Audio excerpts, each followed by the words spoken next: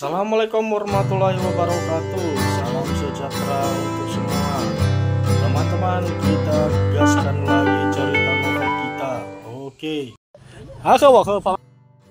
Chapter 58-59. CEO tampan ternyata suamiku.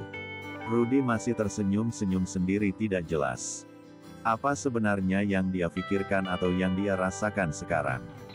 Jika dia berada di tempat umum sudah pasti dia disangka orang yang tidak waras. Apa mungkin sekarang aku sedang jatuh cinta sama gadis barbar itu?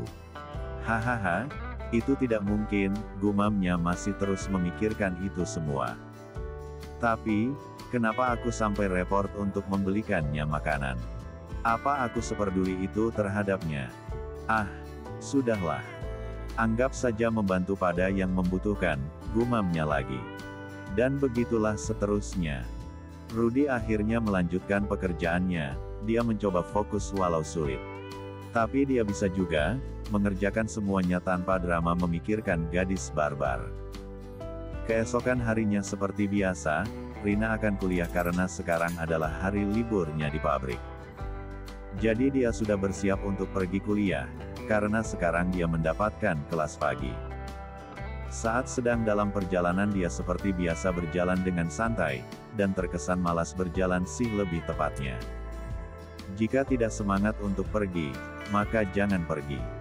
Supaya tidak terlihat seperti memaksakan diri untuk pergi, ucap seseorang yang tiba-tiba sudah ada di sampingnya berjalan. Om, bisa nggak sih jika datang itu jangan mengagetkan orang? Ucap Rina kaget, saat ada seseorang yang tiba-tiba berbicara padanya. Saya sejak tadi juga berada di sini. Kamunya saja yang berjalan dengan pikirannya yang entah kemana, jawab Rudy yang sejak tadi memang sengaja mengikuti Rina. Ya, orang yang membuat Rina kaget adalah Rudy. Dia sengaja ingin mengikuti Rina, dia ingin tahu kemana saja dia akan pergi dan dengan siapa saja. Tapi tiba-tiba ada seseorang yang datang dari belakang Rina dan merangkulnya. Lu lagi, bikin gue sport jantung saja. Lu mau bikin gue mati karena kaget. Ucap Rina pada Erik yang sedang merangkulnya. Sorry Rin, gue kan gak bermaksud untuk membuat lu kaget. Tapi gue emang sengaja buat nganterin lu, soalnya gue lihat lu kayak yang males jalan gitu, jawab Erik dengan senyum yang sengaja dia manis-naniskan. Serah lu, Rina mempercepat langkahnya, dan Erik mengejarnya sambil terus menggoda Rina. Tiba-tiba Rudy meraba D4 dannya, terasa berdenyut nyeri. Sakit, tapi tak bertempat rah. Mungkin itu yang dirasakan oleh Rudy sekarang. Rudy berbalik arah untuk menuju tempat lain. Dia berharap tidak akan bertemu dengan Rina lagi, dia tidak ingin merusak hubungannya dengan Erik yang Rudy sangka adalah kekasihnya. Ternyata memang dia sudah memiliki kekasih. Kenapa rasanya sakit ya? Apa mungkin aku memang sudah menyukainya? Gumamnya sambil berjalan menyusuri jalanan yang biasa dia lewati. Sedangkan Rina sedang berada di depan kampus, dia ingin masuk ke dalam kelasnya dan diikuti oleh Erik. Yang memang satu kelas dengannya. Tadi dia siapa, yang jalan bareng sama lu? Tanya Erik, saat mereka sudah berada di dalam kelas dan sudah duduk di bangkunya masing-masing. Pria yang pernah gue ceritain sama lu waktu itu, jawab Rina tidak semangat. Oh, apa? Jadi maksud lu dia om-om yang sering lu ceritain ke gue? Ucap Erik sambil berteriak kaget dengan apa yang dia dengar. Ish, lu kenapa sih? Mau bikin gendeng telinga gue pecah sama teriakan lu, protes Rina sambil mengusap-ngusap kedua telinganya. Sorry Rin, gue kan kaget. Makanya gue teriak. Tapi, mata lu katarak apa gimana? Dia cowok keren dan masih muda. Kenapa lu panggil om? Ucap Erik yang merasa aneh pada temannya satu ini. Ya emang kenapa? Suka-suka gue lah mau panggil apa. Bukan urusan lu juga kan? Tanya Rina yang masa bodoh dengan apa yang dikatakan oleh Erik. Ya gue aneh saja gitu, cowok ganteng. Mungkin tajir juga, Bisa dilihat dari penampilannya juga sepertinya pengusaha, ucap Erik sambil mengusap-ngusap dagunya dengan jari telunjuknya. Masa bodoh. Gue nggak mikirin. Mau dia pengusaha, mau dia presiden sekalipun gue kagak peduli. Jawab Rina sambil menekankan kata peduli. Tapi yang gue heran. Kenapa dia bisa sama lu tadi? Tanya Erik masih penasaran alias kepo. Kamu nanya, kamu bertanya-tanya ya, ucap Rina nyebelin. Rina nyebelin, ucap Erik yang langsung diam dan tidak berceloteh lagi seperti burung beo. Mereka semua tenang, karena dosennya sudah masuk kelas dan akan memulai pelajaran. Rina dengan fokus mendengarkan setiap materi yang dijelaskan oleh dosen. Dia memang sedang mengejar supaya tahun depan bisa lulus. Jika Rina sedang kuliah dan sedang mendengarkan materinya. Berbeda dengan Rudy yang masih berada di dalam kontrakannya, dia tidak melakukan apapun selain diam. Dia tidak fokus mengerjakan pekerjaannya, karena pikirannya selalu tertuju pada Rina dan pria muda seumurannya. Kenapa aku selalu memikirkannya terus sih, gumam Rudy frustasi saat otaknya selalu berpikiran tentang Rina, dan Rina. Aku harus bisa menghilangkan pikiran tentangnya, aku harus bisa. Lagi pula dia sudah memiliki kekasih bukan? Sial. Gerutunya masih mengacak-ngacak rambutnya. Rudy mencoba fokus dan tiba-tiba pintu kontrakannya ada yang mengetuk dari luar. Sepertinya ada tamu, padahal Rudy tidak mengenal orang yang berada di sekitarnya. Dia hanya mengenal yang punya kontrakan saja, itu pun pada saat dia menyewanya pada pertama kali datang ke sini. Assalamualaikum, ucap seseorang yang sudah mengetuk pintu beberapa kali. Waalaikumsalam, jawab Rudy lalu membuka pintunya dan betapa terkejutnya dia melihat siapa yang datang. Sofia, ucap Rudy saat melihat tamunya. Hai Rat, boleh aku masuk? Sapa Sofia dan bertanya pada Rudy. Karena dia mematung di depan pintu. Iya. Silahkan masuk, jawab Rudy masih tidak percaya yang datang adalah Sofia. Silahkan duduk Sof, ucap Rudy mempersilahkan Sofia untuk duduk di sofa ruang tamu. Terima kasih Rat, jawab Sofia lalu dia duduk dengan nyaman. Kamu tahu dari mana alamat rumahku? Tanya Rudy karena sebelumnya dia tidak pernah memberikan alamatnya pada siapapun. Oh itu, aku tahu tadi saat kamu masuk ke dalam rumah ini. Aku hanya memastikan, itu benar kamu atau bukan, jawab Sofia selalu tersenyum manis menatap Rudy. Itu bukanlah jawaban yang aku inginkan Sof, ucap Rudy yang memang tidak suka berbelit-belit. Apalagi sekarang kondisi hati dan pikirannya sedang kacau. Oh maaf. Aku adalah penghuni rumah itu, makanya aku tahu kamu tinggal di sini, jawab Sofia sambil menunjuk rumah yang paling besar di antara yang lainnya. Oh, jawab Rudy biasa saja menanggapi ucapan dari Sofia. Apa kamu tidak senang Rat kita tetanggaan? Tanya Sofia yang memang ada maksud lain dia datang ke sini. Sorry ya Sof, aku sedang banyak kerjaan. Jika kamu kesini hanya untuk beramah tamah jangan sekarang, bisa kan jika kamu pergi sekarang? Aku sangat sibuk, ucap Rudy mengusir Sofia dengan cara halus. Oke, sorry ya sudah mengganggu waktu kamu. Kalau begitu aku pamit dulu. Kapan-kapan aku boleh mahirkan? Tanya Sofia masih saja tidak tahu malu. Tanpa mengucapkan sepatah kata pun Rudy langsung menutup pintu dan menguncinya. Dia benar-benar merasa sangat kesal, kenapa dia bisa bertetangga dengan mantan istrinya. Sedangkan Sofia berencana untuk menjerat Rudy kembali, karena dia tahu jika Rudy sekarang sudah sangat kaya dari sebelumnya. Awalnya Sofia juga tidak ingin berdekatan lagi dengan Rudy. Karena dia merasa malu telah membuat lelaki baik sepertinya harus dia lepaskan dan dia buat sakit hati. Tapi karena bujukan dan juga rayuan dari mamanya dia mau untuk bisa dekat lagi dengan Rudy. Dan seperti sekaranglah dia, mencoba mendekatinya kembali dan mencari simpati dari Rudy. Dia ingin terlihat lebih baik dari sebelumnya, dia ingin Rudy bisa luluh kembali seperti dulu padanya. Dia sangat berusaha untuk memikatnya kembali. dan bisa memilikinya seutuhnya. Sofia juga melihat jika selama dia melihat Rudy kembali dia tidak pernah melihat Rudy bersama wanita atau jalan dengan wanita. Makanya dia sangat yakin jika Rudy masih menaruh hati padanya. Chapter 59. Sofia benar-benar sangat berusaha untuk bisa dekat kembali dengan Rudy. Walau Rudy selalu menghindarinya, Sofia tidak pernah menyerah. Bahkan dia sesekali memanfaatkan anaknya untuk bisa dekat dengan Rudy. Dugaannya sangat benar sekali. Karena sejak dulu Rudy sangat menyukai anak-anak, tidak sulit mendekatkan mereka berdua. Seperti saat ini. Mereka bertiga berada di taman kota, mereka seperti keluarga kecil yang bahagia bagi siapapun yang melihatnya. Sedangkan di ujung sana ada gadis yang diam-diam memperhatikan mereka bertiga. Sesekali dia mengusap matanya yang basah. Dia sangat sakit melihat pemandangan seperti itu. Entah kenapa semakin dia ingin menjauh dari pria itu, dia selalu merasakan sesak yang luar biasa pada hatinya.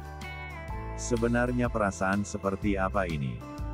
Kenapa melihat keluarganya bahagia sangat sakit untukku, gumamnya sambil menepuk-nepuk dadanya yang berdenyut nyeri dan juga sesak. Sebaiknya, gue pergi saja dari sini. Gue nggak sanggup jika berlama-lama berada di sini, gumamnya lagi lalu beranjak pergi dari taman kota. Sedangkan Rudy yang sedang bermain dengan anaknya Sofia merasa ada sesuatu yang mengganjal di hatinya. Juga seperti ada yang menatapnya dengan kesedihan. Dia mengedarkan pandangannya untuk mencari keberadaan seseorang yang selalu mengusik hati dan pikirannya. Tapi ternyata salah. Di sana tidak ada siapapun selain dirinya dan beberapa orang yang sengaja menghabiskan waktunya di taman. Sama seperti dirinya. Berbeda dengan Rina yang galau. Lulu sekarang sudah pindah ke ibu kota, dia sekarang juga melanjutkan kuliahnya. Dengan dukungan dan juga semangat dari suaminya. Dan seperti saat ini, Lulu akan pergi kuliah dan diantarkan oleh Devon sendiri. Tapi tiba-tiba Lulu merasa pusing dan tiba-tiba perutnya mual. Lulu berlari menuju kamar mandi untuk memuntahkan semua isi perutnya. Yang tiba-tiba pagi ini sangat tidak nyaman. Sayang, kamu kenapa? Tanya Devon yang ikut masuk dan memijat tengkuk istrinya. Sayang, jangan kesini.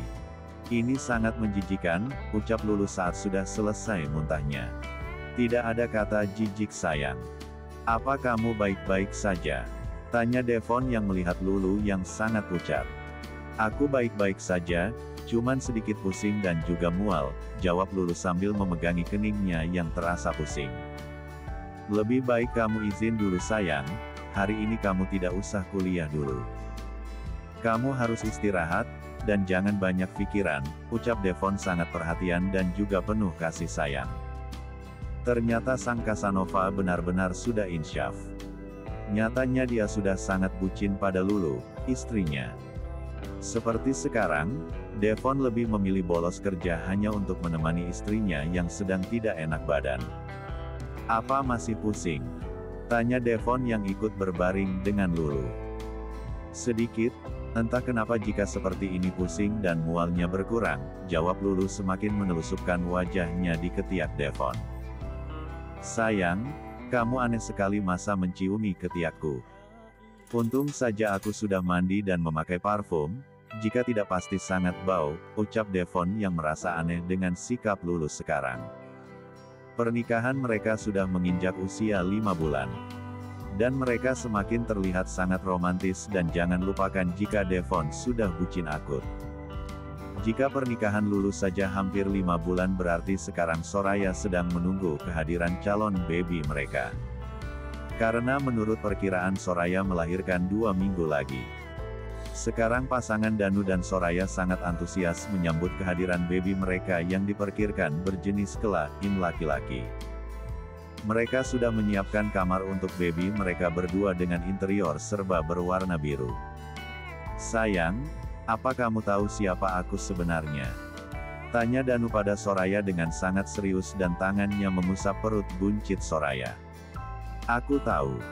Kamu adalah suami aku, jawab Soraya sambil tersenyum dan tiba-tiba di dalam perutnya ada yang menendang-nendang. Au, ucap Soraya saat merasakan tendangan dari babynya sangat kuat. Kenapa sayang? Apa sudah merasakan sakit? Tanya Danu dengan panik. Tidak mas, tadi baby nendangnya lumayan kencang, jawab Soraya dan tangannya menuntun tangan Danu untuk terus mengusapnya. Oh, boy, jangan membuat mama kesakitan oke, ucap Danu di atas perut Soraya. Dan seperti tahu jika papanya memberi peringatan. Babynya langsung tenang, dan menendangnya tidak terlalu keras seperti sebelumnya. Dia sangat patuh padamu mas, ucap Soraya saat di dalam perutnya tidak ada pergerakan yang sangat aktif. Dia adalah putraku, jawab Danu dengan senyuman tipisnya. Oh iya mas, apa mama dan papa akan kesini saat aku melahirkan nanti? Tanya Soraya yang sedang berbaring di samping dan memiringkan tubuhnya menggaluk Danu. Pasti kesini sayang. Mungkin besok atau lusa mereka kesini, jawab Danu sambil memeluk tubuh istrinya yang semakin berisi saat ini. Sayang, boleh? Tanya Danu dengan tatapan menahan gairnya. Aku juga menginginkannya mas, jawab Soraya. Dan entah siapa yang memulainya lebih dulu, mereka sudah XXZ. Dan melakukan apa yang seharusnya mereka lakukan. Hingga tiba-tiba Soraya merintih kesakitan. Dan Danu sangat panik, pasalnya mereka baru saja selesai melakukan olah TKP Ran, yang. Sayang apa masih sakit? Tanya Danu yang masih panik. Sudah tidak mas, jawab Soraya lalu dia bangkit menuju kamar mandi. Dulu Rudy sangat menyukai anak-anak, tidak sulit mendekatkan mereka berdua. Sayang hati-hati, ucap Danu mengikuti Soraya memasuki kamar mandi. Mereka berdua membersihkan dirinya masing-masing. Lebih tepatnya Danu yang membersihkan Soraya, karena Soraya terlihat sangat lemas akibat ulahnya. Apalagi sekarang kondisi Soraya sedang hamil besar dan gampang lelah. Makanya Danu jarang meminta olah TKP Ran, yangnya. Padahal Danu sangat bernasu saat melihat Soraya yang sedang hamil besar ini. Danu melihatnya sangat S3 Mereka berdua merebahkan diri mereka di atas Ran, yang king size-nya. Mereka berdua berpigalukan bersama dan tertidur lelap. Keesokan harinya mereka bangun tidur kaget melihat Mama Rena dan Papa Wijaya, sudah duduk di meja makan menunggu Danu dan Soraya bergabung. Kalian berdua lama sekali. Gerutu Mama Rena saat anak dan menantunya baru bergabung. Maaf ma, ucap Soraya lalu duduk di samping Soraya Danu. Sudah, kita langsung sarapan saja, ucap Papa Wijaya menengahi. Supaya istrinya tidak memperpanjang ucapannya. Mereka menyantap sarapannya dengan tenang, sebelum mereka dikejutkan oleh Soraya yang tiba-tiba pecah ketuban. Sayang, kamu pis? Tanya Danu saat melihat baju yang dia pakai basah, juga di lantai sudah banjir. Tidak mas, jawab Soraya sambil menggelengkan kepalanya. Tapi baju kamu basah, ucap Danu lagi. Iya. Tapi tidak terasa, jawab Soraya baru menyadarinya jika bajunya sudah basah kuyup. Sayang, apa kamu sudah merasa mulas? Tanya Mama Rena yang panik. Tidak ma, jawab Soraya lagi. Sayang, itu ketuban kamu sudah pecah. Kita harus ke rumah sakit sekarang, ucap Mama Rena langsung menuntun Soraya untuk masuk ke dalam kamar, untuk berganti pakaian dan juga membawa ke rumah sakit. Danu, kenapa kamu diam saja? Siapkan mobil dan juga perlengkapan Soraya dan calon baby kalian. Mama Rena gemas melihat Danu yang hanya diam mematung mendengar jika istrinya akan melahirkan. Danu langsung menghampiri Soraya dan menuntunnya. Big Darmi dan Mang Asep juga tergesa-gesa menghampiri Tuan dan Nyonya Wijaya yang akan pergi ke rumah sakit. Big Darmi membawakan perlengkapan Soraya dan juga babynya. Big Darmi dan Mama Rena menemani Soraya di jok belakang, sedangkan Papa Wijaya yang menyetir mobilnya. Karena Danu tidak bisa diandalkan dalam situasi seperti ini. Dia sudah terlihat panik sejak tadi, otaknya yang selalu jenius menjadi ngeblank. Jadi mau tidak mau Papa Wijaya yang mengambil alih.